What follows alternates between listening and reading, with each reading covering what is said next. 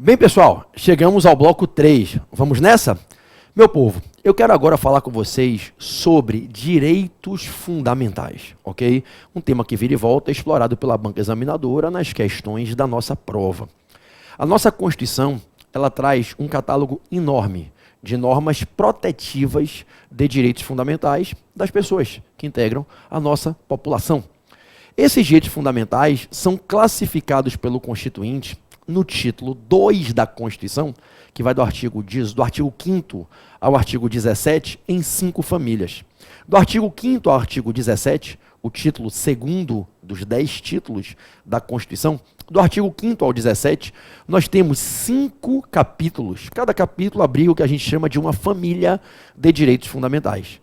A primeira família é a dos direitos individuais e coletivos, disciplinados no artigo 5º, nos incisos 1 a 78, com 4 parágrafos abaixo. Aí vem a segunda família, no capítulo 2, do artigo 6 ao 11, dos direitos sociais. Aí vem a terceira família, nos artigos 12 e 13, os direitos de nacionalidade. Nos artigos 14, 15 e 16, nós encontraremos a quarta família, a dos direitos políticos. E, por fim, no artigo 17, os direitos dos partidos políticos. Bom, esse primeiro ambiente constitucional, que é o título 2, artigos 5º a 17, ele é o que mais é explorado quando a banca quer trabalhar uma questão na prova da OAB sobre direitos fundamentais. E aí, ora ela pega uma questão de direitos individuais e coletivos, ora pega uma de direitos sociais, ora pega uma de direitos políticos, ora uma de nacionalidade, uma de partidos políticos. A banca escolhe um, às vezes 2 desses 5 pilares e constrói uma questão na prova. Em regra, a questão é elaborada em cima do texto constitucional. Em regra, não quer dizer que vai ser sempre assim, mas se você conhece o texto, já leu a Constituição e atrela à sua leitura a explicação feita nas aulas, você tem grandes condições, boas probabilidades de acertar a questão. Só que às vezes a questão envolvendo direitos fundamentais não sai desse ambiente. Título 2, artigo 5º ao artigo 17. Às vezes, o examinador pega um dos dispositivos constitucionais esparsos, fora do título 2, e que disciplina um certo direito fundamental, ou uma certa categoria de direitos fundamentais, e joga na prova. Às vezes, cai uma questão sobre direitos econômicos, livre iniciativa, lá do artigo 170, direitos fundamentais do ser humano, da pessoa jurídica, quando agem no livre, exercício da atividade econômica na livre iniciativa. Já caiu em prova, questão lá do artigo 170. Às vezes cai uma questão de direitos sociais, direito à saúde, à educação, que estão lá no título 8 da ordem social, que é o título que disciplina especificamente direitos sociais.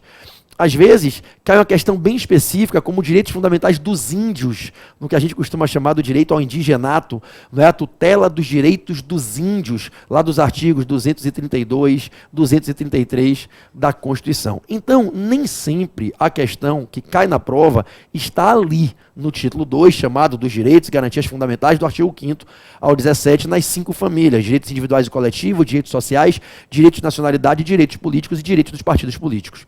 O que é que eu fiz para essa revisão de hoje? Eu escolhi alguns assuntos que estão dentro do título 2 e alguns que estão fora, para revisar com vocês aqui nesse nosso bate-papo. E aí a gente tem uma boa chance de, pelo menos uma dessas questões de direitos fundamentais, a gente acertar na prova, tá certo? Vamos lá, eu vou começar pelo artigo 5º. E o primeiro dos direitos fundamentais que eu quero lembrar a você, que é tutelado no artigo 5º, é o direito de liberdade de exercício da profissão. A Constituição, no artigo 5º, inciso 13, assegura a mim, a você, a todos nós, a liberdade de podermos exercer a profissão, o trabalho ou ofício em todo o território nacional. É assegurado a todos o direito de empreenderem a sua atividade, o seu trabalho, o seu ofício, a profissão para a qual foram capacitados em todo o território nacional. Ninguém é médico só no Rio de Janeiro, médico é médico do Brasil inteiro. É filiado ao Conselho Nacional de Medicina, é médico em todo o território nacional. Ninguém é engenheiro apenas em Minas Gerais, é engenheiro em todo o país. É advogado no Brasil inteiro. Agora preste atenção.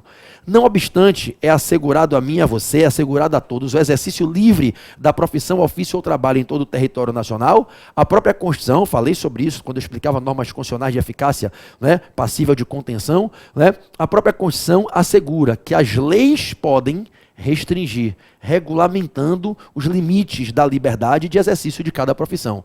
Então, se cair na prova, que eventualmente aparece a lei número tal, a lei 123, que veio regulamentar o exercício de certa profissão, de certa categoria profissional, impondo restrições, a priori, essa lei é compatível com a Constituição. É óbvio que eu tenho que analisar o teor das restrições, uma restrição que diga que quem for católico pode exercitar o prerrogativo e quem não for católico não pode. Aí essa lei é incompatível com outro dispositivo da Constituição, que diz que ninguém pode ser discriminado pela convicção, pela crença religiosa. Mas não havendo atentado a outros postulados constitucionais, a lei que venha regular, restringir a liberdade do exercício da profissão, ofício ou trabalho, é constitucional. Lembre, a Constituição dá de um lado a garantia, mas de outro puxa um pouquinho o tapete, sem eliminar a garantia, legitimando restrições a essa liberdade. Então, o que é que você tem que levar para a sua prova? A toda pessoa é assegurado o direito de exercer de forma livre a profissão, o trabalho ou ofício em todo o território nacional. No Brasil, diferente de alguns países, como nos Estados Unidos, no Brasil você pode exercer a sua atividade em qualquer lugar. Em alguns países, como nos Estados Unidos e outros, você tem limitações regionais para exercer aquela atividade. No Brasil, não. A profissão, o trabalho, o ofício são de livre exercício de norte a sul, do Oiapoque ao Chuí, de leste a oeste, nas 5 regiões norte, nordeste, sul, centro-oeste e sudeste. Ok? Podendo, todavia, a lei trazer restrições para cada tipo de ofício, de trabalho, de profissão, desde que, é lógico, essas restrições sejam razoáveis e não violem outros postulados normativos constitucionais. Beleza? Beleza. Vamos adiante. Deixem-me falar com vocês sobre a liberdade de reunião do artigo 5º, inciso 16, que também já caiu em prova. A liberdade de reunião. A todas as pessoas é assegurado o direito de livremente se reunirem para juntas, reunidas em locais abertos ao público, em bens públicos de uso comum do povo, poderem juntas, reunidas, paradas ou em movimento, paradas ou caminhando, paradas ou marchando, manifestarem ideais, expressarem as suas livres vontades para dizer o que pensam, sentem, proclamar vontades, críticas e etc. Todavia, esse direito de liberdade de reunião em locais abertos ao público, para que se exerça de maneira válida, precisa obedecer a alguns requisitos. Precisa estar em consonância com algumas limitações que a Constituição estabelece. Então, reflete comigo para quando essa questão cair na prova, vocês acertarem. A liberdade que nós temos de nos reunirmos em locais abertos ao público, abertos ao público, abertos ao público, abertos ao público, já começa aqui a primeira pegadinha. Não é uma liberdade para que a gente possa querer convocar uma reunião dentro de repartições fechadas da administração pública. Ninguém tem aqui a prerrogativa de querer se reunir dentro de uma sala de um gabinete de um ministro do Supremo. Ninguém aqui pode chegar e dizer para o delegado, licença aí que eu vim me reunir com o povo na delegacia. Calma, meu amigo, vai fazer um negócio desse, você vai sair lá preso.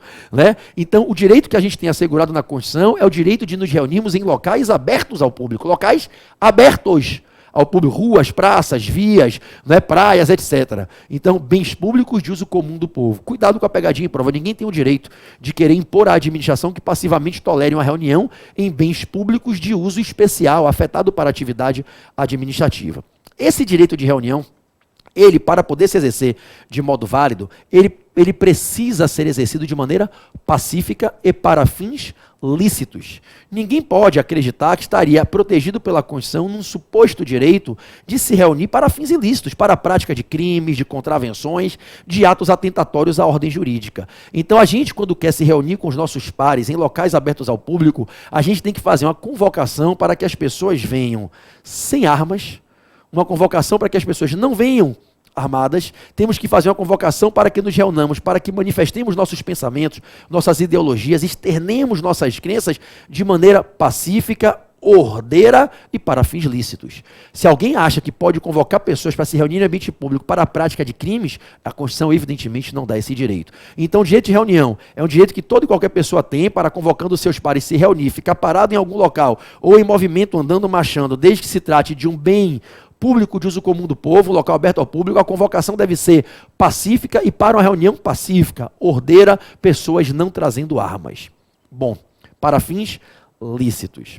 Para que então possamos, desse modo, exercer o direito em apreço, é vital que nos dirijamos antes do evento à administração para dar o chamado aviso prévio.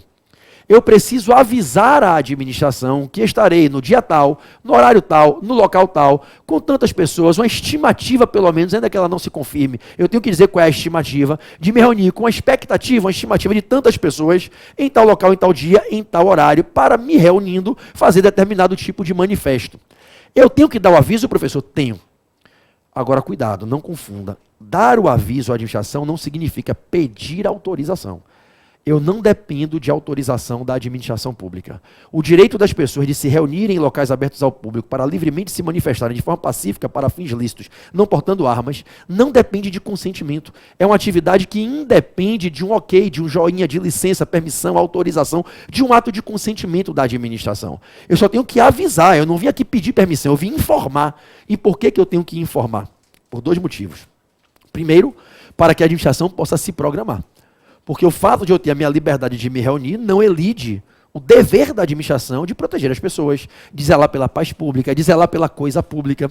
Né? Então a administração vai dizer assim, tudo bem, o senhor já veio informar, já estamos cientes, mas em razão de uma possível grande repercussão, uma grande movimentação de pessoas que você pretende aí gerar com a sua reunião, eu tenho que ter cuidado com a política de trânsito, evitar conflitos, eu tenho que reforçar eventualmente uma política de segurança pública na localidade, entenderam? Eventualmente sua reunião vai trazer 1 milhão de pessoas, vai parar as ruas. Imagine uma ambulância querendo chegar no hospital com uma pessoa prestes a morrer, como é que ela passa? Então eu tenho que ter cuidado para você, se eventualmente vai fazer uma marcha, uma passeata, não fechar todas as pistas. Então é importante, eu diria imprescindível, que aquele que quer convocar a sua reunião informe preventivamente a administração para 2 fins. Primeiro, para que ela tome as devidas medidas de cautela, zelando pela segurança da administração, pela segurança das pessoas e pela integridade da coisa pública.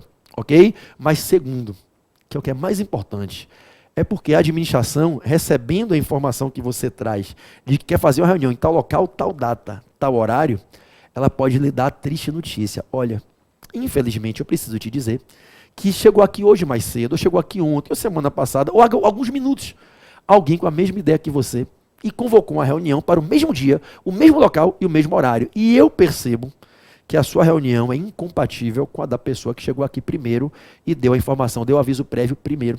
As 2 reuniões são impossíveis no mesmo lugar. E aí o que a administração vai dizer? Eu preciso lhe informar que você não poderá fazer essa reunião. Não é que eu estou aqui negando o seu pedido, porque eu não tenho que julgar o seu pedido. Eu só quero lhe informar que você não tem o direito que você pensa que tem. Como assim eu não tenho? Não, você não tem. O seu direito de se reunir em local aberto ao público é um direito que você tem, desde que você não frustre o mesmo direito que outra pessoa tem, igualdade de condições, se ela resolveu exercer primeiro. E se ela chegou na administração primeiro que você disse que naquele dia, naquele local, naquele horário, vai se reunir com tantas pessoas para tal tipo de evento, e o seu evento que você quer fazer no mesmo local, dia e horário, incompatibiliza, inviabiliza, entre choque com o dela, você não pode exercer o seu tirar de alguém que se manifestou primeiro que você, é o critério da prevenção. Então não é que a administração está julgando para ver se consente ou não com o meu pedido. Eu não estou pedindo nada. Eu só vim informar que eu vou exercer um direito. Só que eu não sabia que, por infelizmente para mim, alguém já ter tido a ideia de fazer a mesma coisa primeiro e a reunião preventivamente convocada fica incompatibilizada pela minha, eu já não tenho mais o direito. Porque se eu tenho, por um lado, o direito de me reunir em locais abertos ao público de forma pacífica para fins lícitos, desde que eu avise a administração, por outro lado, eu não tenho esse direito se ao exercer eu frustre de alguém que resolveu fazer primeiro do que eu. Perceberam? Então a administração vai dizer, não é uma hipótese de analisar se eu dou ou não dou consentimento. É apenas uma hipótese de eu lhe informar que você não tem esse direito. Infelizmente, para esse dia, esse local, esse horário, você não pode fazer sua reunião. E se você tentar, nós vamos ser obrigados a agir de modo moderado, proporcional, até se for necessário, com a força pública, com a polícia, com o que for necessário, para lhe impedir, porque você não pode exercer um direito que você não tem.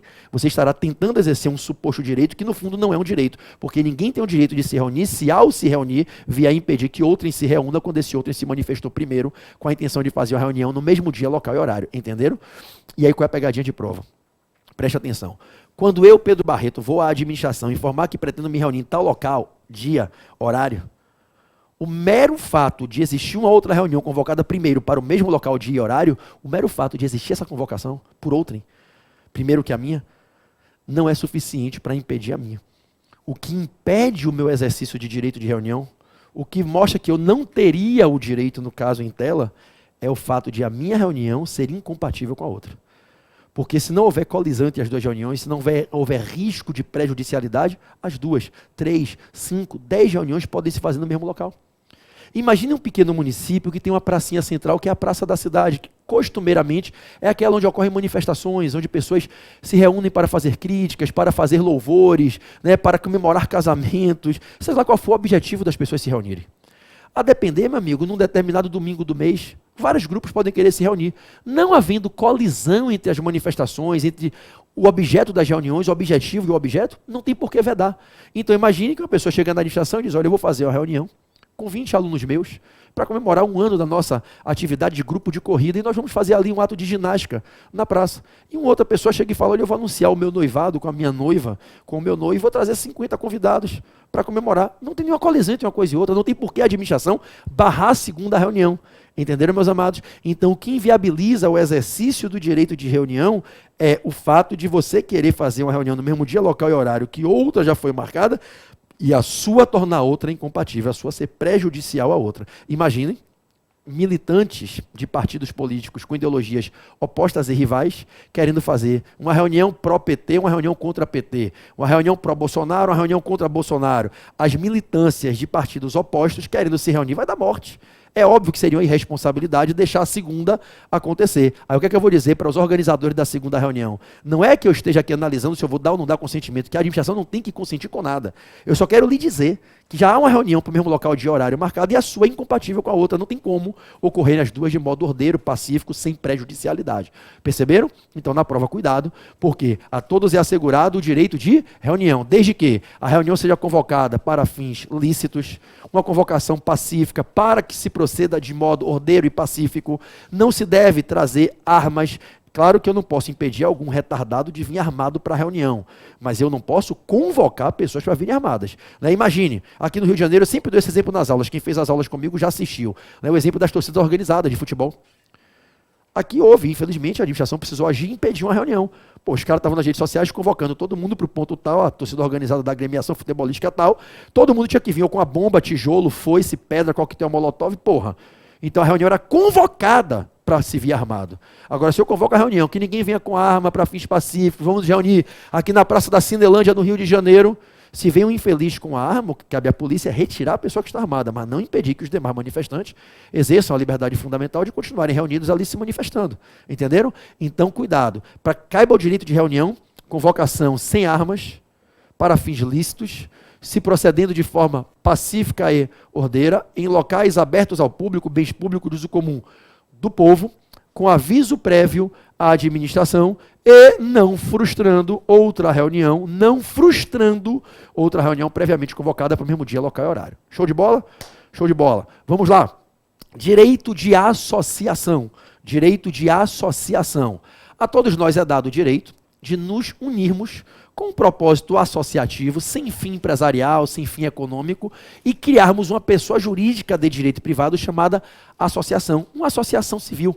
Pode ser uma organização social, pode ser uma organização da sociedade civil de interesse público, um OCIP, uma organização não governamental qualquer. Nós podemos nos associar para todos os tipos de propósitos que não traduzam fins empresariais, fins econômicos. Né? O Código Civil diz que as associações surgem da união de pessoas que querem criar uma pessoa jurídica para atuar sem fins lucrativos, sem fins empresariais, sem fins econômicos. Isso, naturalmente, né, os fins empresariais, é o que se busca quando se constitui um outro perfil de pessoa jurídica, que são as sociedades empresárias. Né? Mas vamos juntos. O direito de nos associarmos para criando uma associação almeja o quê?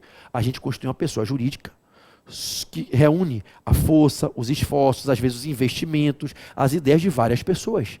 Uma pessoa jurídica de natureza associativa, às vezes e quase sempre, se torna muito mais forte que uma única pessoa sozinha. No momento que essa pessoa sozinha se torna associada com outras pessoas também associadas naquela pessoa jurídica maior do que todo mundo individualmente, que é a associação, aquele fim comum de todos passa a ser compartilhado com muito mais força, com mais expressão, com mais contundência. Então todos podem se associar, criando uma associação. Primeira coisa que a banca pode lhe perguntar: eu posso me associar para qualquer fim? Vou falar o óbvio, para qualquer fim lícito. E a Constituição já veda uma primeira performance, que é a associação de caráter paramilitar. Ninguém pode querer criar uma associação para usurpar as atividades estatais de segurança, né? O que infelizmente acontece com as associações que ficaram conhecidas recentemente como milícias, né? Em que pessoas se juntam para querer vender à população serviços que devem ser prestados pelo Estado através das forças de segurança, das instituições policiais.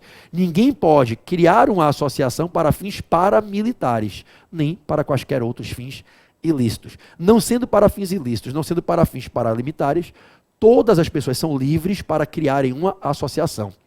O registro dos atos constitutivos da associação no registro civil de pessoas jurídicas, constituindo personalidade, dando existência à associação, o registro dos atos constitutivos da associação não depende de autorização do Estado, ok? Eu não preciso que o Estado consinta, é a mesma ideia da reunião. Eu não preciso de uma permissão do Estado para poder criar, junto com os meus pares, a nossa associação. Então, o registro dos atos constitutivos da associação não depende de autorização do Estado. A administração pública não pode condicionar o registro à obediência de certos requisitos que ela venha a instituir. A todos é assegurado na Constituição, no artigo 5º, dos incisos 17 ao 21, o direito de associação para fins lícitos, vedadas as de caráter paramilitar, que essas a Constituição já presume que são ilícitas. Bom, vamos em frente. Assim como eu, você, qualquer um de nós tem o direito de, juntos, instituirmos uma associação, toda e qualquer pessoa tem o direito de se associar a uma associação já instituída. Então, aquele que não foi um associado fundador tem uma garantia constitucional de poder, caso cumpra as regras previstas no Estatuto, no ato constitutivo, se filiar, tornando-se um novo associado. E aí, cuidado na prova. Sejam os associados fundadores, sejam os associados que entram de forma superveniente no quadro de associados da associação, nenhum deles pode ser obrigado a se manter no vínculo associativo. A mesma liberdade que toda pessoa tem de se filiar, ela tem de desconstituir o vínculo associativo, deixando de ser um associado, se dissociando, né? Então, assim como há o direito de entrar, há o direito de sair. E normalmente, quando essa questão cai na prova, a banca vai e joga uma proposição na questão, dizendo que tem uma regra expressa no Estatuto, que prevê que após a associação formalmente feita, não se pode retirar sem antes de 24 meses, sem antes de 5 anos, ou que tem que ser feito o pagamento de uma multa para garantir o direito de saída, se não pagar multa não pode sair. É errado. Ainda que seja legítima a cobrança da multa, a pessoa pode sair, depois cobre a multa dela e se não pagar, cobre judicialmente, mas ela pode sair. Ninguém é obrigado a entrar e ninguém é obrigado a se manter. Eu entro me associando, seja como fundador ou um associado superveniente, se eu quiser, e eu me retiro se eu quiser e na hora que eu quiser. Então, qualquer cláusula nos atos constitutivos da associação que impeça a retirada de um dos associados, ela é nula pela sua flagrante incompatibilidade com a Constituição. Bom, a Constituição diz que não cabe à administração condicionar o direito de criação e de manutenção de uma associação e não cabe à administração interferir na gestão associativa. Então preste atenção, o poder público não pode, de forma direta ou através de artifícios, de forma indireta, prejudicar o livre exercício dos associados de conduzirem a associação na persecução dos seus fins, no cumprimento do seu objeto social, especialmente quando ele é lícito.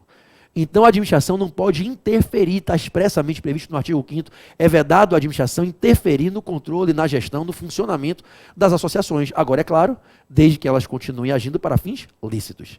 Caso se desconfie que uma associação pode estar agindo para fins ilícitos, aí sim a administração para e pensa, será que eu posso interferir? Será que eu posso interferir no funcionamento, determinar uma suspensão das atividades por constatar que existe ali uma atuação de forma ilícita, estão atuando para fins ilícitos? Eles dizem que são associação para promover o desporto, na verdade estão fazendo lavagem de dinheiro. Eles dizem que são associação para apoiar pessoas carentes, mas na verdade estão encobertando o tráfico de drogas na região. Será que pode a administração suspender a associação por entender que existe ali uma atuação ilícita? Bom, cuidado na prova.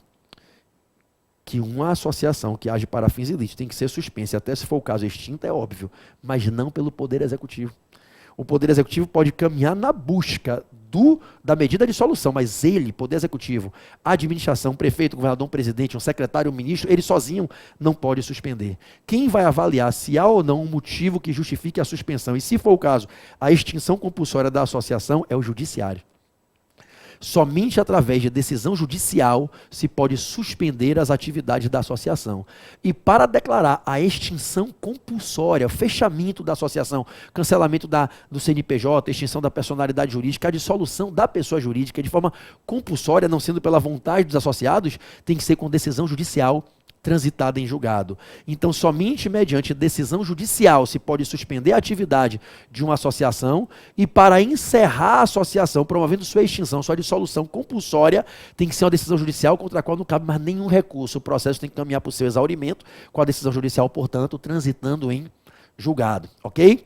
Lembremos-nos ainda que as associações, quando autorizadas, nos seus atos constitutivos, elas podem representar os seus associados para os fins associativos de forma judicial ou extrajudicial. Então, se eu me associo como um motorista de Uber, à associação dos motoristas de Uber, e vai haver um pleito para postular perante o governo novos direitos em favor da categoria, eu não preciso autorizar a associação a me representar.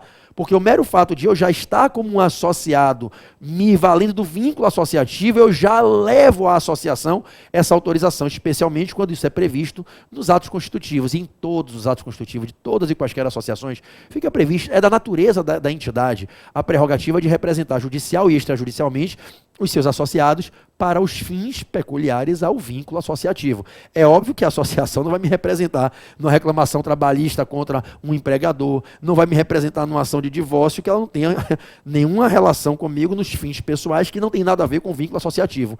Mas para aquilo que é inerente ao propósito associativo, para aquilo que tem correlação, tem pertinência temática com a atividade fim da associação, a associação, desde que autorizada nos atos constitutivos, e em todos há essa autorização, ela pode representar judicial e extrajudicialmente os seus associados. Tudo bem? Maravilha. Vamos para mais uma. Direito de obtenção de informação, direito de obtenção de informação e direito de certidão. Eu diria que são 3 direitos aqui. Direito de petição, direito de acesso à informação e direito de obtenção de certidões. Direito de pedir esclarecimentos, direito de obter informações e direito de receber documentos públicos certificando verdade. Direito de petição, direito de informação, direito de certidão. O artigo 5º, incisos 33 e 34, abriga em favor dos administrados 3 direitos. O direito de pedir, petição, pedir esclarecimento sobre situações da vida pública, esclarecimento quanto a situações da sua vida pessoal à administração. O direito de pedir a expedição de certidões como documentos com fé pública que atestam verdade, que são do interesse, são da necessidade do administrado. E o direito de obter informações sobre a vida pública, quando essas informações são relevantes, quando sobre elas existe um interesse pessoal, coletivo ou geral. Ok? Bom, vamos devagarzinho. PB, eu quero peticionar a administração, quero ir lá fazer uma petição administrativa, para obter um esclarecimento sobre a situação real da minha vida. O município me cobrou um IPTU do meu imóvel, eu acho que o IPTU é inconstitucional, eu acho que ele está errado, eu acho que eles estão fazendo uma tributação numa área que a lei dá isenção, estão utilizando a base de cálculo equivocada, e eu fui lá e fiz uma impugnação administrativa. Peticionei, impugnando o IPTU, pedindo esclarecimento dos motivos pelos quais está sendo feita aquela cobrança. O processo não anda, está parado, e então vem o administrador e diz assim para mim, olha, o negócio é o seguinte, você peticionou, sua petição aqui está parada, você quer uma informação, um esclarecimento do porquê dessa cobrança do IPTU, por que a administração está ali cobrando, você aqui alegou na sua petição entender que se trata de uma situação indevida, porque na área em que você tem esse imóvel, onde veio o lançamento do IPTU, você gozaria de uma isenção do pagamento, só que tem o seguinte, o processo está parado, você quer que ele ande? Tem que pagar uma taxa. Oi? Para você ter o andamento do processo aqui e obter as informações que esclarecem a situação que você questionou, para você saber a resposta do que você está perguntando, você tem que pagar. Não, senhor. O meu direito de petição independe do pagamento de taxas, artigo 5º, inciso 34. Eu não tenho que pagar à administração para ela me dar uma informação, para ela me esclarecer um fato. É natural da relação entre administrado e administrador, administração e administrado, num regime de democracia. É natural que o administrador que está ali, colocado por mim, cuidando de uma coisa que não é dele, é minha, a res é pública, ele tem o dever de me dar informações. A administração tem o dever, com base no princípio da transparência, de ser transparente, com linguagem clara, de me informar. Ela não pode me cobrar uma taxa para me esclarecer uma verdade. Então, o direito de petição para obter esclarecimentos, informações sobre situações que afetam meus interesses, meus direitos, a minha vida pessoal, independe do pagamento de taxas. Já caiu em prova que foi cobrada uma taxa para que, mediante o pagamento da taxa, fosse dado esclarecimento quanto à pergunta feita. A administração é obrigada a esclarecer aos administrados as situações que interferem na vida pessoal deles, que afetam direitos e interesses pessoais deles. E esse esclarecimento, essas informações, essas explicações devem ser dadas independente do pagamento de taxas. Me deu agora a informação, me deu a explicação, documente, peço um documento para eu ter isso aí documentado. Como é que eu provo para as pessoas? Como é que eu provo perante um juiz? Como é que eu provo em certa instituição, em certo local, que eu preciso provar que esse esclarecimento veio? Documente, para me dar documentalmente a certeza, um documento que traz uma certeza de uma verdade, uma certidão. Para obter a certidão vai ter que pagar. Não, eu quero obter a informação, eu quero o esclarecimento e quero a certidão, independentemente do pagamento de taxas. E a Constituição me assegura esse direito no artigo 5º, inciso 34. Quando cai na prova dizendo que estão condicionando o pagamento, a resposta sempre vai ser a mesma. Isso é inconstitucional por violar as normas que estão no artigo 5º da Constituição, que asseguram o direito de obter esclarecimentos, informações e certidões, independentemente do pagamento de taxas. Okay? A administração não pode me cobrar para fazer algo que é obrigação dela fazer, sob pena de violar um direito fundamental meu, obrigado no artigo 5º da Constituição. Deixa eu destacar agora o inciso 33. Imagine você que eu chego lá na administração e digo assim, tudo bem, eu sou aqui morador, aqui na cidade de Niterói, no bairro aqui de São Francisco, e eu queria saber se vocês têm perspectiva aqui de alterar o plano de distribuição de água e de implementação de novas ampolas de vacina nos postos municipais aqui do bairro e dos bairros vizinhos. Por que o senhor quer saber? Porque eu tenho interesse pessoal. E poderia não ser interesse meramente pessoal meu, poderia ser interesse coletivo dos moradores do bairro, ou interesse geral de toda e qualquer pessoa. Eu quero saber se vocês vão alterar o sistema de distribuição de água, porque muitos prédios foram construídos nos últimos 10 anos e está faltando água. A distribuição de água na cidade não atende à necessidade das pessoas de beberem água, limparem suas casas, seus bens e tomarem banho. E a gente quer saber, para um de dois, na pior das hipóteses, se eu contrato um fornecimento privado com um caminhão-pipa, dividindo esse custo com os demais moradores, se a gente busca uma medida alternativa para saciar a nossa necessidade, já que a administração está nos deixando na mão. Isso é um caso real, inclusive em muitos locais do Brasil, não só no bairro onde eu moro, em Niterói, mas em muitos locais do Brasil, a falta de água. A capacidade de distribuição é uma, só que a explosão populacional faz com que a necessidade fique maior do que a capacidade de produção. É a superpopulação, a explosão demográfica é descontrolada num país que não tem nenhuma política de controle de natalidade. E tem locais pequenos que vão tendo explosão demográfica, concentração exacerbada, falta luz, falta água, falta tudo. Engarrafamento pelo excesso de carros vira uma desgraça urbana, não é? Uma crise. Então, resultado, eu tenho um interesse pessoal em saber essa informação, se vai haver ou não a readequação da política de distribuição de água. Até para que eu possa tomar providência, inclusive de deixar a cidade, deixar o bairro.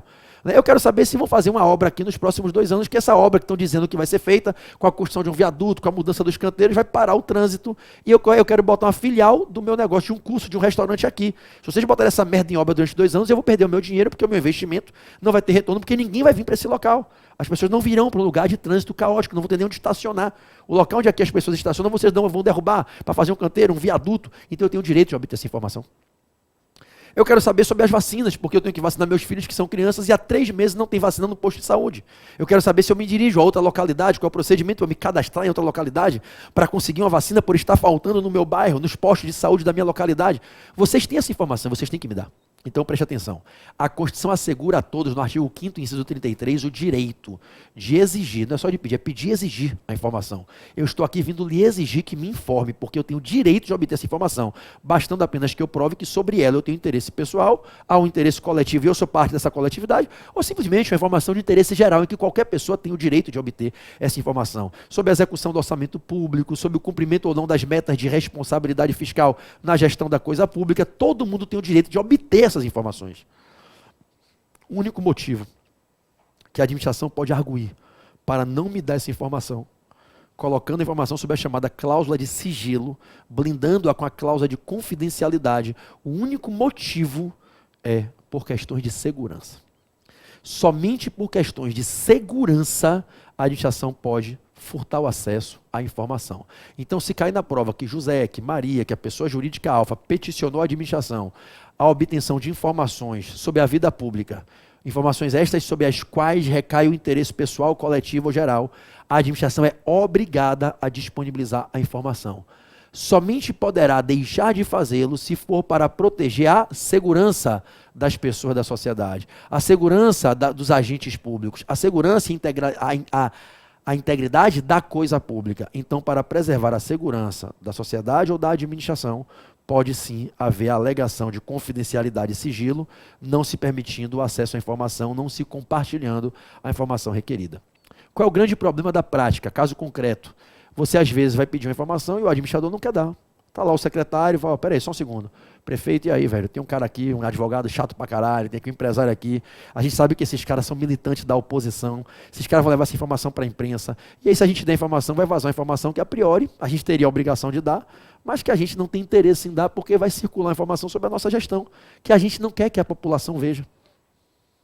Aí o prefeito diz assim, negue a informação e bote lá num documento dizendo que é por questão de segurança, que se você compartilhar essa informação, vai violar a segurança da sociedade. Quando, na verdade, não viola nada. É muito comum na prática que você vai requerer uma informação que o gestor não quer dar. Só que ele tem a obrigação de dar. Ele só fica livre de me dar a informação se realmente o compartilhamento da informação afetar a segurança das pessoas. Só que uma coisa é ele dizer que afeta a segurança, outra coisa é afetar a segurança. Em várias situações você pede uma informação sobre o orçamento, sobre o respeito, o cumprimento das metas de responsabilidade fiscal que são de cumprimento obrigatório. Porque se você perceber que eles não estão batendo nas metas de responsabilidade fiscal, estão causando lesão ao erário, você como cidadão do povo, na plenitude do exercício dos seus direitos políticos, com título eleitoral em dia, você pode ajuizar uma ação popular e você sozinho pedir anulação de um ato da administração. Então o administrador não quer dar essa ferramenta para você. E aí eles dizem, não vou dar informação por questão de segurança. Eu lhe pergunto, se você entende que o compartilhamento da informação em nada afeta a segurança das pessoas ou do Estado, você concorda que o seu direito está sendo violado? Você tem direito de obter informação. Eles estão negando, dizendo que vai ferir a segurança. Você não vai ferir bosta nenhuma. Qual o remédio constitucional que você pode usar aqui? Mandado de segurança. Pelo amor de Jesus Cristo, não vá me dizer na prova que é habeas data, por Deus que está no céu. Habeas data é quando você está querendo acessar informações sobre a sua vida particular, o seu histórico existencial de vida, dados sobre a sua pessoa, sobre a sua história. Ok? Então, se você quer buscar dados sobre a sua vida e a administração não está lhe deixando acessar, habeas data. Habeas, liberdade, data, dados, informação, a liberdade de conhecer as informações que a administração tem sobre mim. Não tem nada a ver com o acesso a informações sobre a vida pública. Então, o habeas data está ligado a informações pessoais do requerente, do impetrante. Informações sobre a minha história pessoal. Ok? Se me negarem, habeas data. Agora, se eu estou querendo informação sobre os postos de saúde, sobre vacina, distribuição de água, política de segurança pública, política de obras públicas, cumprimento das metas de responsabilidade fiscal, política tributária municipal, estadual, federal, e me negam essa informação, o remédio é o mandado de segurança. Petição inicial, impetra-se o mandado de segurança no juízo competente, e aí vai se requerer em juízo que se conceda a segurança, se conceda a ordem, um provimento jurisdicional mandamental para mandar, para obrigar a administração a expedir o documento prestando as informações que foram requeridas, porque essa é uma garantia que a Constituição assegura a todos, ok? Beleza. No gancho, para pegar aqui e dar o salto, para que serve o habeas data? O habeas data é um dos 5 remédios constitucionais, gente. O habeas data, assim como os outros 4, o habeas data, assim como o mandado de segurança, o habeas corpus, o mandado de injunção e ação popular, o habeas data é uma daquelas 5 ações de natureza constitucional que protegem direitos fundamentais das pessoas quando estes estão sendo ameaçados de lesão ou lesados, num caso concreto, por atos imputáveis à administração pública, aos agentes públicos, a quem age na função pública. O Estado não pode violar os nossos direitos fundamentais. Quando o Estado viola os nossos direitos fundamentais, nós temos remédios assegurados na Constituição para nós podermos utilizá-los. São garantias que a Constituição disponibiliza para que a gente, utilizando elas, essas 5 garantias, a gente possa remediar a ferida, a lesão dos nossos direitos fundamentais, oriunda de comportamentos abusivos, ilegais, excessivos do Estado. O habeas data, assim como o habeas corpus, o mandado de segurança, o mandado de injunção e a ação popular, são as 5 ferramentas, as 5 ações que garantem a proteção a direitos fundamentais face a lesões decorrentes de comportamentos estatais. E para que serve o habeas data? O habeas data serve para nos proteger em 3 situações ligadas ao direito de acesso, ao direito de conhecer e de exigir que a informação seja verdadeira, informações sobre a nossa vida particular. Vamos lá, rapidinho para ir direto no ponto. Para que serve o habeas data? Vamos lá, 3 situações. Primeira, segunda e terceira na ordem. Primeira, eu descobri que existe um banco que armazena dados sobre a vida das pessoas, que está ali dentro da administração pública, em certo órgão, sob a responsabilidade de certo agente público, certo diretor de um órgão, de uma autarquia. Eu descobri que existe um banco de dados pertencente a uma entidade governamental, à União, ao Estado, ao município, ao Distrito Federal, à autarquia, uma fundação pública. Eu descobri que existe um banco de dados que pertence a uma entidade governamental, ou, para você já pegar por tabela aqui, ou se ele não pertence ao Estado, ao governo, ele pertencendo a um particular, uma estrutura privada, ele tem caráter público, SPC, Serasa, tem caráter público, compartilha minhas informações com o público em geral, e eu descobri que existe um banco de dados que faz lá fichamento de informações sobre a vida das pessoas, e descobri que o meu nome está lá. É natural que eu possa ter uma curiosidade. Será que o que está constando sobre mim ali é correto? É verdadeiro? Então, a Constituição nos assegura uma liberdade, habeas liberdade, a liberdade de peticionarmos as entidades governamentais que são titulares desses bancos de dados, que são responsáveis por esse armazenamento de informações, que delineiam ali estereótipos, perfis sobre a vida das pessoas, ou a entidade privada que tem um banco de dados de caráter público, informações compartilhadas em aberto e geral com o público, eu vou chegar lá e vou dizer, tudo bem?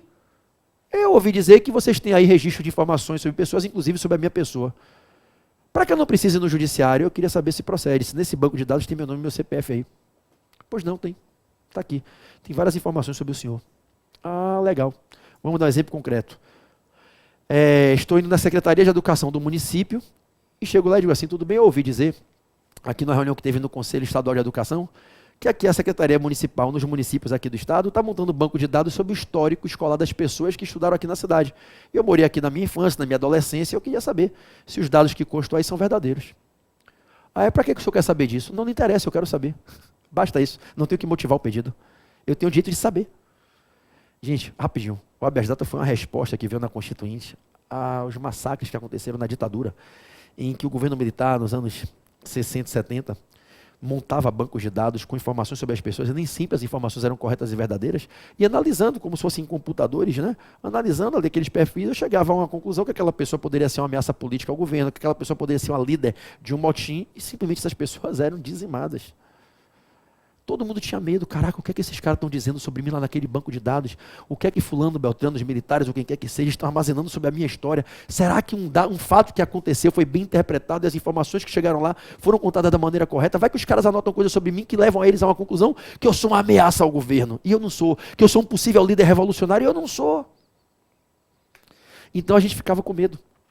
Daí esse direito, assegurado na Constituição, de peticionar, eu queria saber, eu queria ter conhecimento, acesso às informações que constam sobre a minha vida, para saber se elas são verdadeiras ou não. Tudo bem? Se a administração disser assim, imagine que eu cheguei lá na Secretaria de Educação do município e a administração disse, pois é, doutor, infelizmente, tem uma ordem aqui do secretário, tem uma ordem do prefeito, que nos próximos 30 dias a gente não vai dar acesso às informações, porque o banco passará por uma revisão. Nós vamos revisar esses dados que estão aqui com suspeitas de erros. Tudo bem, ainda que esteja errado, eu quero saber. Eu tenho o direito de saber o que consta sobre mim aí. E aí, se eles negam a informação, peticionei administrativamente, foi negado o acesso à informação. Olha a diferença para o que eu falava há pouco do artigo 5º 33. Eu não estou peticionando sobre a vida pública, eu estou peticionando num banco de dados as informações que existem sobre a minha história pessoal. Ok? Se me for negado, eu posso ir a juízo, impetrar uma ação chamada habeas data, ajuizar uma ação, impetrar um remédio chamado habeas data, pedindo que os juízes peçam a ordem para que eles defiram o meu direito de acessar a informação, que marque-se local, horário, data, para me apresentarem os registros dos assentamentos, ok? Esse é o primeiro de 3 direitos. Qual é o segundo? Imaginemos que eu peticionei lá na Secretaria Educacional e me foi dado o acesso. Então ninguém violou meu direito de conhecer as informações. Tudo bem, doutor, está aqui, pode ler. E eu percebo que está errado, eu falo, olha só, nada contra, mas é porque não é certo. Aqui está dizendo que eu fiz um supletivo, que eu fiz o meu 2º grau numa escola tal, que é uma escola reconhecidamente destruída, falida, que não tem credibilidade. Eu, na verdade, vocês devem ter me confundido com alguém, o meu histórico não é esse, eu estudei na boa escola, eu fui aprovado com louvor, tal, tem algumas condecorações, eu queria que isso ficasse correto.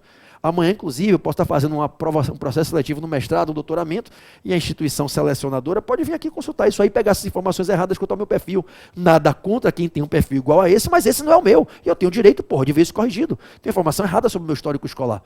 Isso pode, inclusive, me prejudicar. Eu queria modificar e corrigir. Estou aqui com as provas do que é correto e de que isso é errado. Doutor, infelizmente, nós não podemos mudar nada aqui sem ordem do prefeito. O prefeito está fora da cidade, só volta daqui a 20 dias. Eu preciso mudar isso agora. Porque eu vou precisar levar uma cópia disso aqui para um processo seletivo do doutoramento que eu estou fazendo em Harvard. Doutor, foda-se o senhor, Harvard é a casa do caralho. Daqui não muda nada se ordem do prefeito. Então vai vir por ordem do juiz.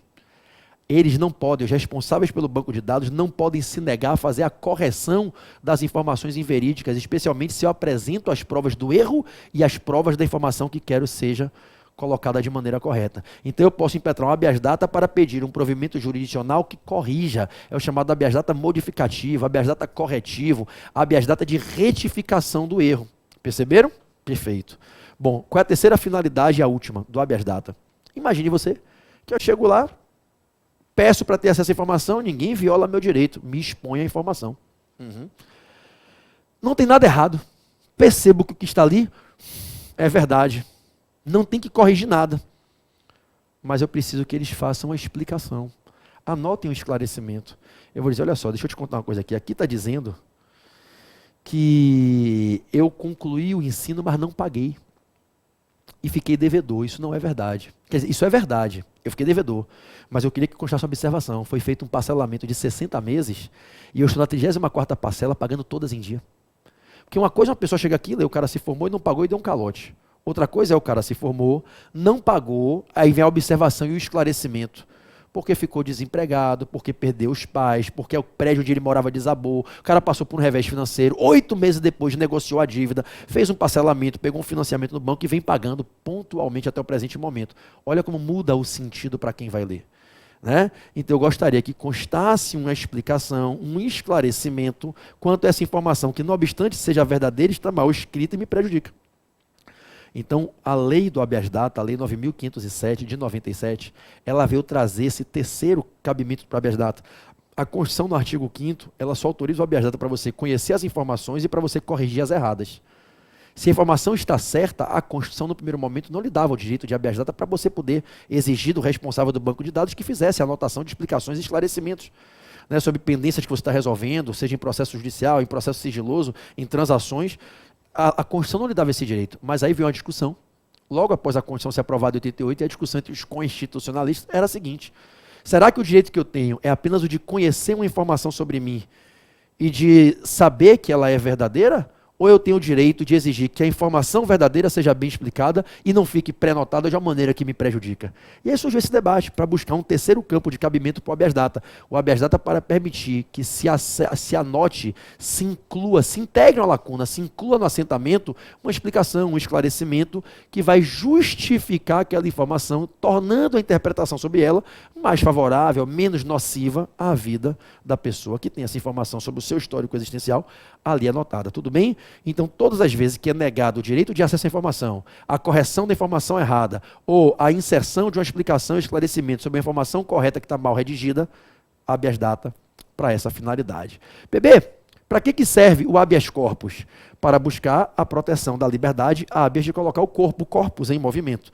Ninguém pode restringir, gente, o poder público não pode restringir indevidamente o meu e o seu direito de locomoção, de ir, vir, ficar. Ninguém pode ser atacado por uma autoridade pública de maneira ilegal, de maneira abusiva, fora dos limites e parâmetros que a ordem jurídica autoriza para ser restringido na sua liberdade de colocar o corpo em movimento. Se alguém está me encarcerando indevidamente, está me impedindo de me deslocar, está me mantendo preso indevidamente, está com a prisão ilegal e mantendo no estabelecimento inadequadamente, aprisionado, é possível a impetração do habeas data, seja por mim, que sou paciente, ou por terceiro, impetrante em meu nome, buscando a tutela da minha liberdade de colocar o corpo em movimento. Então, o habeas corpus é para a liberdade de locomoção, o habeas data para a liberdade de acesso, correção e esclarecimento de informações sobre a minha vida pessoal. Quaisquer outros direitos fundamentais que eu tenha, não amparáveis por habeas corpus ou habeas data, que estejam sendo coagidos ou ameaçados de coação na sua integridade, por atos ilegais ou com abuso de poder da administração pública, podem ser protegidos por ordem judicial perquirida através do mandado de segurança.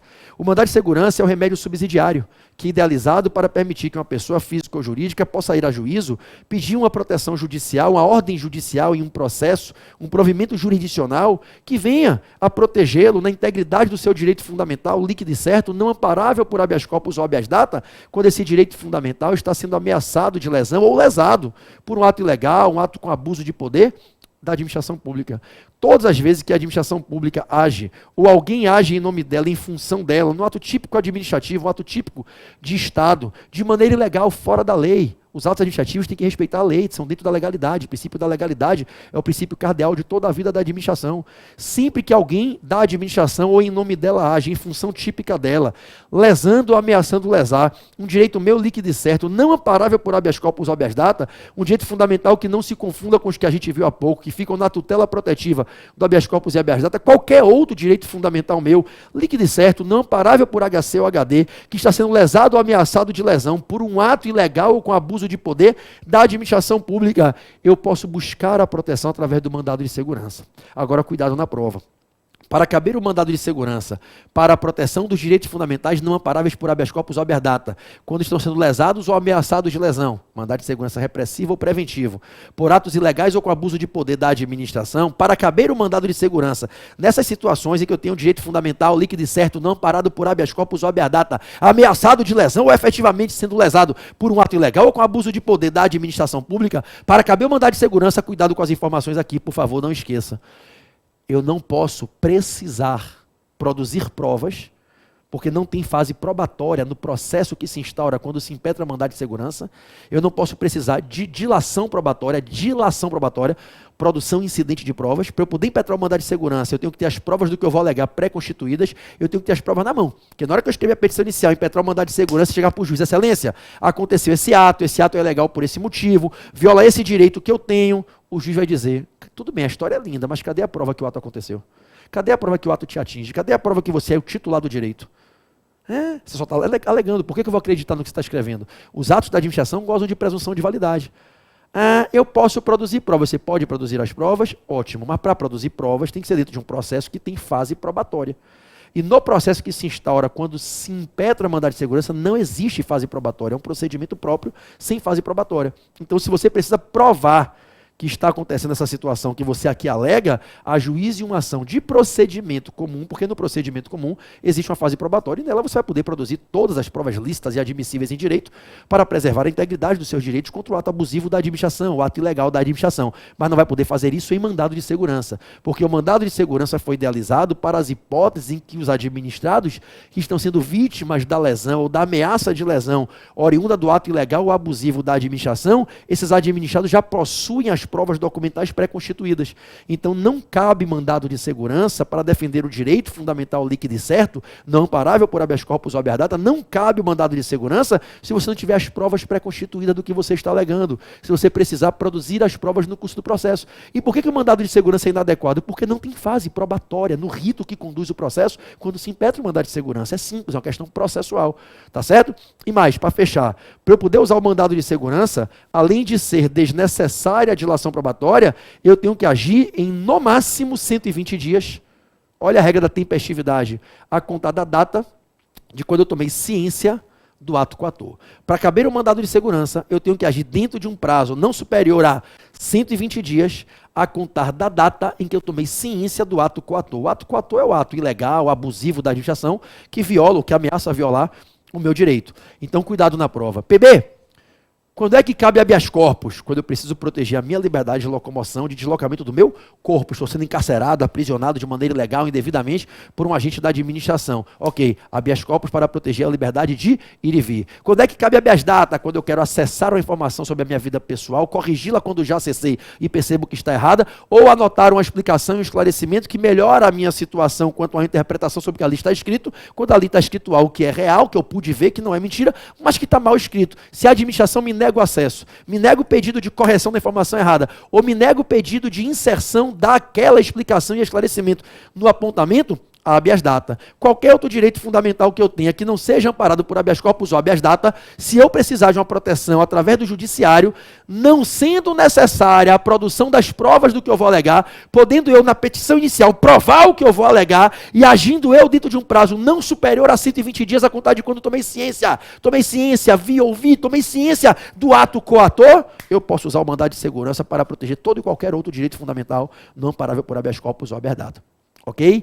Beleza. PB, e para que serve a ação popular? A actio populus, a ação do povo. A ação popular é uma ação que eu, você e toda pessoa física no exercício da cidadania, no pleno gozo dos direitos políticos, provando que está no gozo pleno dos direitos políticos, no exercício pleno da cidadania, e essa prova é através da simples demonstração do seu título eleitoral em dia, o que prova pelo título, documento que o poder público emite e reconhece, para mostrar que você está em idôneas condições dos exercícios dos direitos políticos, idôneas condições para exercer os exercícios políticos, você está no pleno gozo da sua cidadania, você como qualquer do povo, no exercício pleno da cidadania, no pleno gozo dos direitos políticos, você no exercício da capacidade eleitoral, você com título de eleitor na mão, você é apto a votar, você pode, cara, ajuizar uma ação para pedir a anulação dos atos da administração que sejam lesivos a 4 bens. Eu costumo brincar nas aulas, quem se lembra, papá, mamã, mexeu com papá, mamã do povo, o povo fica puto. O que é que você faz quando o nego mexe com teu papá, com tua mamã? Mexeu com papá, mamã, ação popular, meu irmão, e pede anulação do ato que está ofendendo, está violando, está lesando papá, mamã.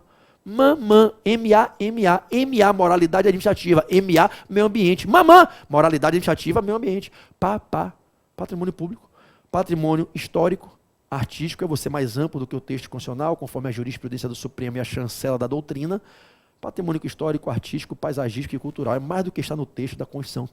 Então, mexeu com o patrimônio público, mexeu com o patrimônio histórico, artístico, paisagístico, cultural, mexeu com o meio ambiente, mexeu com a moralidade administrativa, não importa qual é o ato. O povo pode pedir em juízo a anulação desse ato. E eu não preciso de entidades que venham ajuizar a ação civil pública. Eu, cidadão do povo, no pleno exercício da minha cidadania, no livre gozo dos meus direitos políticos, comprovo pelo meu título eleitoral, eu posso ajuizar uma ação, a ação genuinamente do povo, actio populus, a ação popular para pedir a anulação do ato lesivo ao meio ambiente, à moralidade administrativa, ao patrimônio público, ao patrimônio histórico, artístico, paisagístico e cultural. Ok? Esse foi o nosso bloco 3. Agora eu vou com vocês para um bloco 4. E nesse bloco 4, a gente vai falar sobre a teoria geral do controle de constitucionalidade. Você sabe o que é controle? O que é objeto, o que é parâmetro do controle? Você sabe o que é controle político, controle jurisdicional, controle preventivo, repressivo? O Brasil adota todas as combinações, controle político, preventivo e repressivo. Jurisdicional, preventivo e repressivo? O controle jurisdicional de constitucionalidade, o que é? Controle de origem americana, Marshall julgando Marbury Madison. Controle de origem europeia, idealizado em Viena, na Áustria, por Hans Kelsen. O que significa falar de controle abstrato, concentrado, versus controle concreto, difuso? Qual é a diferença de controle de processo objetivo e processo subjetivo? Esse é o objeto do nosso estudo, nesse bloco 4. Quando eu encerrar o bloco 4, eu caminho com vocês para um bloco 5, sobre as ações específicas, ADI, ADO, ADC e ADPF, de controle. As ações que promovem o controle concentrado no Supremo, controle abstrato de origem europeia. Aí eu faço a revisão das principais perguntas em prova sobre ADI e ADO, ADC e ADPF. Ação direta de inconstitucionalidade, ADI. Ação direta de inconstitucionalidade por omissão, ADO. Ação declaratória de constitucionalidade, ADC. A arguição de descumprimento de preceito fundamental, ADPF. Tudo bem? A gente vai fechar agora. Vamos para o bloco 4, teoria geral do controle, 40, 45 minutos no máximo. Esse bloco deu quase 1 hora, né? Deu o quê? 57. Porra, olha que eu corri, viu? E aí a gente vai para os blocos seguintes para falar de controle. Sobre direitos fundamentais, deixa eu dar um toque para vocês, tá? Quem está aqui me assistindo agora, nós estamos a algumas semanas da próxima prova do exame de ordem. Né? A gente está aqui na edição do Checkmate 5, estamos agora no final de maio de 2019, a prova é dia 30 de junho, final do mês que vem. Não deixem de se matricular nos eventos finais do Portal F3, aquela semana top 10 de segunda a sexta. Eu faço 8 horas de constitucional na sexta, toda sexta-feira, véspera da prova da primeira fase, há uns 7, 8 anos, já tem mais de 20 e poucas edições, eu faço o meu top 10 de constitucional na sexta. De tributário é quinta ou de constitucional é sexta, toda véspera de primeira fase da OAB. Eu faço isso. Rapaz, podem confiar que a gente poca. Se aqui com 2 horas, 2 horas e meia, a gente faz uma bagaceira dessa, imagine com 8 horas. Já na agulha da prova, tributário quinta, constitucional sexta. Segunda, terça e quarta tem os outros eventos top 10 de penal, administrativo e trabalho. Inclusive tem o combo, a semana top 10, que você faz de segunda a sexta, 8 horas de revisão cada dia uma matéria diferente. No sábado tem a imersão final comigo, é comigo de 8 da manhã às 5, 6 da tarde, aí é pauleiro, eu ensino como fazer a prova, ensino o que é o chute técnico, a estratégia de técnica de indução a erro na formatação das questões, os métodos de indução, de manipulação cognitiva que a FGV usa, ensino a estratégia de como fazer a prova em no máximo 3 horas. Fazer 40 questões, chutar 40 numa letra só e fazer 45 a 50 pontos, com margem de erro de 20% do que você faz. Eu ensino a porra toda, o que é a distribuição proporcional das letras, a distribuição semiproporcional no gabarito. Né? Eu ensino tudo isso no sábado. Então você tem uma semana final de segunda a sábado, velho, que são 6 dias, na verdade, segunda, terça, quarta, quinta, sexta, sábado, com 8 horas por dia. São quase 50 horas de imersão. E eu falo bastante de direitos fundamentais na sexta-feira. Em regra, Deus tem sido tão generoso comigo que eu tenho acertado a quase 4 ou 5 provas a questão de direitos fundamentais que tem caído na prova. Tenho dado na revisão. Eu vou voltar esse tema de direitos fundamentais com vocês no evento Top 10 de Constitucional. Quem já for aluno do Coaching Exame de Ordem, quem já for aluno do Treinamento Avançado OAB, o portal tem 2 treinamentos, né? O TAOAB, o Treinamento Avançado OAB, que é no modelo mais padrão de cursinho, que são todas as matérias, a diferença é que você tem os professores do portal e tem mais aulas, é um curso aprofundado.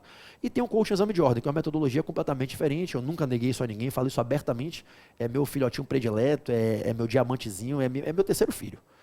É Pedrinho, Laís e o Coaching Exame de Ordem, segunda fase tributária e constitucional. Né, que é uma metodologia diferente, a gente passa 80% do tempo estudando 7 matérias capitais, que dão mais do que 40 pontos que você precisa, revisões em 4 módulos menores, de matérias pequenininhas, cada uma que dá 2 pontos, internacional, consumidor, humanos e ambiental, e na última semana, super revisões finais.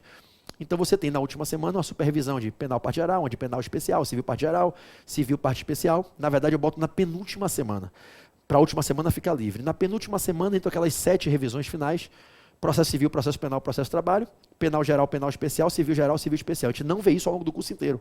Penúltima semana, só revisão, tiro, porrada e bomba. Revisão começa de hoje, pá, pá, pá, pá. E na última semana você fica livre para você rever seus cadernos, ler a apostila de dicas do Coaching Exame de Ordem, que é feita para a última semana, e caso você queira participar dos eventos Top 10.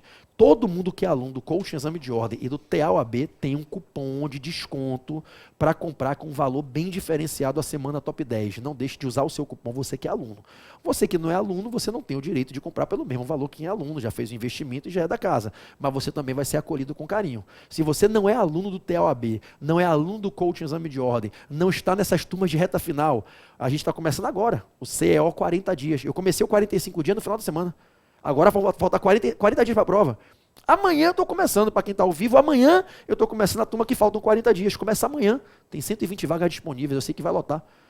Quem é do Coaching Exame de Ordem, turma de 40 dias, turma de 45, CO 2M, 2 meses, CO extensiva, CO super extensiva, CO turma Master 1, 2 e 3, tem direito a esse cupom de desconto. Se você não é aluno matriculado e não vai se matricular nessa turma de 40 dias finais, nem na de 30 dias, você pode comprar os eventos finais pelo valor promocional de matrícula antecipada, que fica aí até mais alguns dias no site do portal. É só chegar lá, está com um valor bem diferenciado. Quem é aluno tem um valor melhor ainda, ok? Lá nos eventos finais, eu volto ao direito constitucional e volto a falar de direitos fundamentais com vocês. Estamos juntos? Vamos aos próximos 2 blocos, bloco 4 e bloco 5, que vai ser só sobre controle. Beleza? Show de bola, vamos lá.